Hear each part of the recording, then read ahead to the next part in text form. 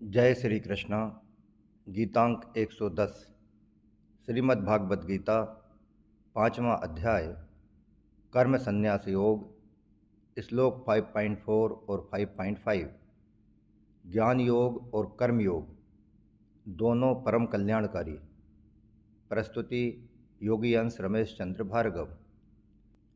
प्रिय धर्म प्रेमियों, पिछले अंक अर्थात गीतांक 109 में श्लोक 5.3 के अंतर्गत भगवान ने संन्यास योग से कर्म योग की श्रेष्ठता तथा कर्मयोगी के लक्षण के बारे में बताया।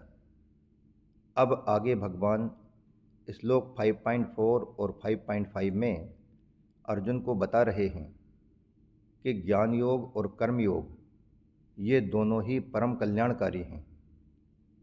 आइए जानते हैं। श्लोक 5.4 सांख्य योगौ पृथक बालाः प्रवदन्ति न पंडिताः एकमप्या स्थितः सम्ये गुह्योर्विन्दते फलम्। अर्थात बेसमझ लोग सांख्य योग और कर्म योग को अलग अलग फल वाले कहते हैं, ना कि पंडित जन, क्योंकि इन दोनों में से एक साधन में भी अच्छी तरह से स्थित मनुष्य दोनों के फलरूप परमात्मा को प्राप्त कर लेता है। सांख्य योगौ पृथक बालाः प्रवदन्ति न पंडिताः। इसी अध्याय के पहले श्लोक में अर्जुन ने कर्मों का स्वरूप से त्याग करके तत्वदर्शी महापुरुष के पास जाकर ज्ञान प्राप्त करने के साधन को कर्म संन्यास नाम से कहा है। इसके बाद दूसरे श्लोक में अपने सिद्धांत की मुख्यता रखते हुए भगवान ने उसे संन्यास और कर्म संन्यास नाम से कहा है।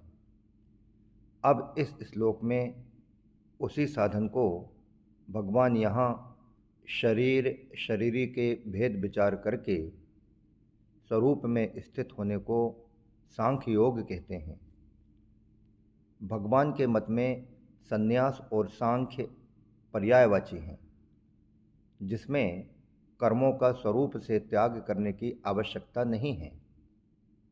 बालाह पद से भगवान यह कहते हैं कि आयु और बुद्धि में बड़े होकर भी जो लोग सांख्य योग और कर्मयोग को अलग अलग फल वाले मानते हैं, वे लोग आयु में बड़े होने के बाद भी बालक बुद्धि अर्थात बेसमझ ही हैं।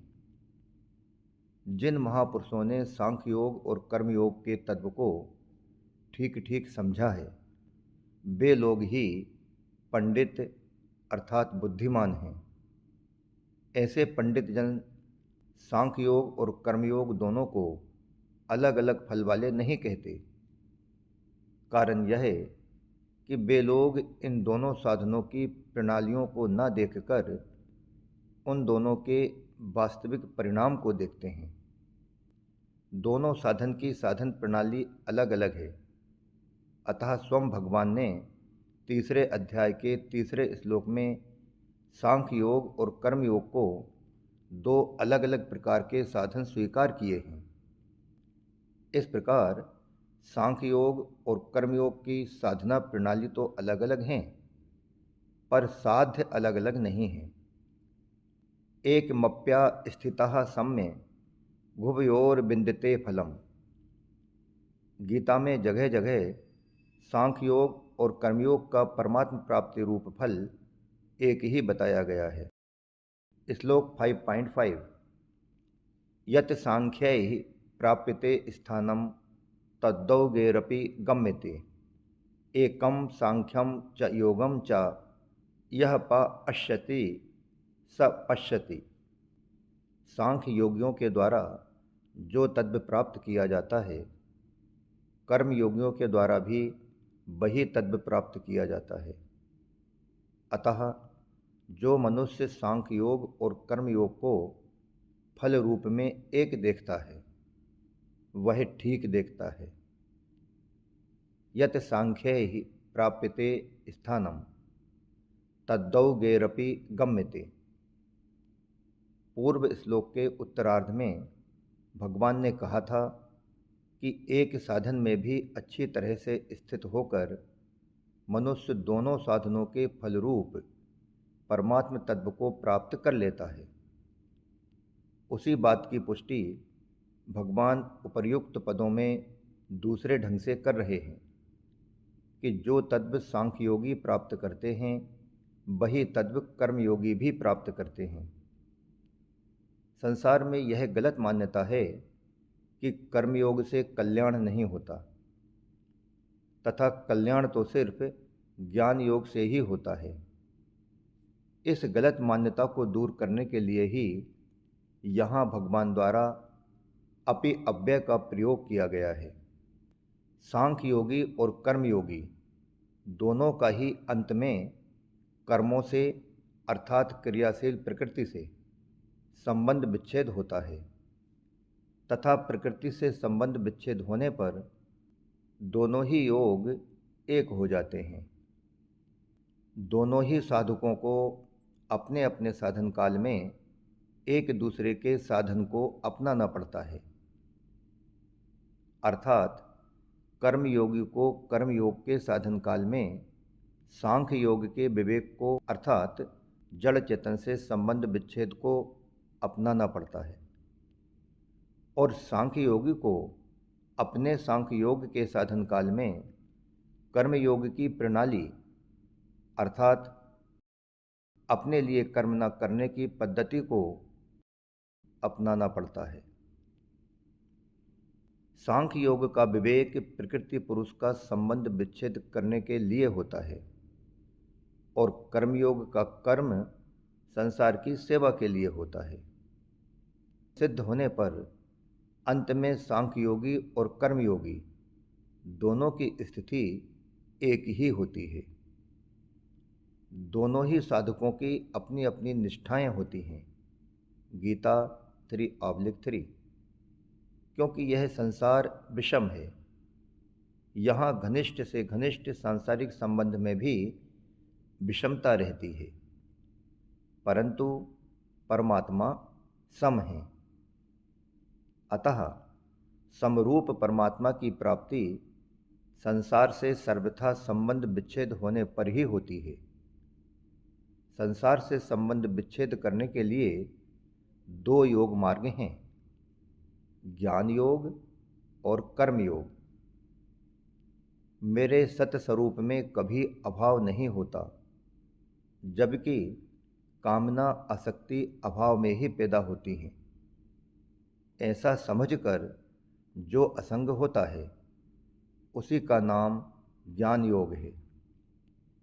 भगवान कहते हैं, जिन वस्तुओं में तेरा राग है उन वस्तुओं को तू दूसरों की सेवा में खर्च कर दे, और जिन व्यक्तियों में तेरा राग है उन व्यक्तियों की तू निस्वार्थ भाव से सेवा कर दे। यही कर्म योग है। इस प्रकार ज्ञान योग में विवेक विचार के द्वारा और कर्म योग में सेवा के द्वारा संसार से संबंध विच्छेद हो जाता है। एकम सांख्यम च योगम च यह पश्यति स पश्यति। पूर्व श्लोक के पूर्वार्ध में भगवान ने व्यतिरेक रीति से कहा था कि सांख्य योग और कर्म योग को बेसमझ लोग ही अलग अलग फल देने वाले कहते हैं। उसी बात को आगे वे अन्वय रीति से कहते हैं कि जो मनुष्य इन दोनों साधनों को फल दृष्टि से एक देखता है वही यथार्थ रूप में देखता है। इस प्रकार चौथे और पांचवें श्लोक का सार यह है कि भगवान सांख्य योग और कर्म योग दोनों को स्वतंत्र साधन मानते हैं और दोनों का फल भी एक ही मानते हैं, जो कि परमात्म तत्व की प्राप्ति है। इस वास्तविकता को न जानने वाले मनुष्य को भगवान बेसमझ अर्थात बालक बुद्धि कहते हैं और जानने वाले को यथार्थ जानने वाला अर्थात बुद्धिमान कहते हैं। किसी भी साधन की पूर्णता होने पर जीने की इच्छा, मरने का भय पाने का लालच और करने का राग, ये चारों सर्वथा मिट जाते हैं। जो निरंतर मर रहा है, अर्थात जिसका निरंतर अभाव हो रहा है, उस शरीर में मरने का भय नहीं हो सकता। और जो नित्य निरंतर अजर अमर रहता है, उस स्वरूप में जीने की इच्छा नहीं हो सकती। तो फिर यह जीने की इच्छा और मरने का भय आखिर किसे होता है? तो भगवान कहते हैं, जब यह स्वरूप शरीर के साथ तादात्म्य कर लेता है, तब उसमें जीने की इच्छा और मरने का भय उत्पन्न हो जाता है। जीने की इच्छा और मरने का भय, ये दोनों ज्ञान योग अर्थात विवेक द्वारा मिट जाते हैं। पाने की इच्छा उसमें होती है जिसमें कोई अभाव होता है। जो अपना स्वरूप है वह भाव रूप है, उसमें कभी अभाव नहीं हो सकता। इसलिए स्वरूप में कभी पाने की इच्छा नहीं होती। पाने की इच्छा न होने से स्वरूप में कभी करने का राग उत्पन्न नहीं होता। स्वम भाव रूप होते हुए भी स्वरूप जब अभाव रूप शरीर के साथ तादात्म्य कर लेता है, तब उसे अपने में अभाव प्रतीत होने लग जाता है, जिससे उसमें पाने की इच्छा उत्पन्न हो जाती है। और पाने की इच्छा उत्पन्न होने से उसके अंदर करने का राग उत्पन्न हो जाता है। पाने की इच्छा और करने का राग, ये दोनों ही कर्मयोग से मिट जाते हैं।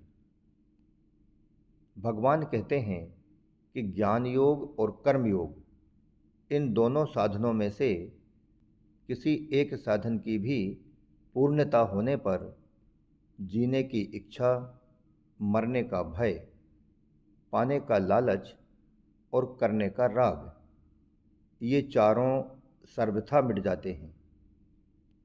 इस प्रकार श्लोक क्रमांक 5.4 और 5.5 वाला ज्ञान योग और कर्म योग दोनों परम कल्याणकारी विषयक यह गीतांक 110 यहीं समाप्त होता है। इसी अध्याय के दूसरे श्लोक में भगवान ने संन्यास योग अर्थात सांख्य योग की अपेक्षा कर्म योग को श्रेष्ठ बताया है। अब उसी बात को भगवान श्लोक 5.6 और 5.7 इन दो श्लोकों में दूसरे प्रकार से कहते हैं। इसे हम कर्मयोगी की कर्मों से निर्लिप्तता नामक शीर्षक के साथ अगले अंक यानी गीतांक 111 में जानेंगे। जय श्री कृष्णा। योगी अंश रमेश चंद्र भार्गव।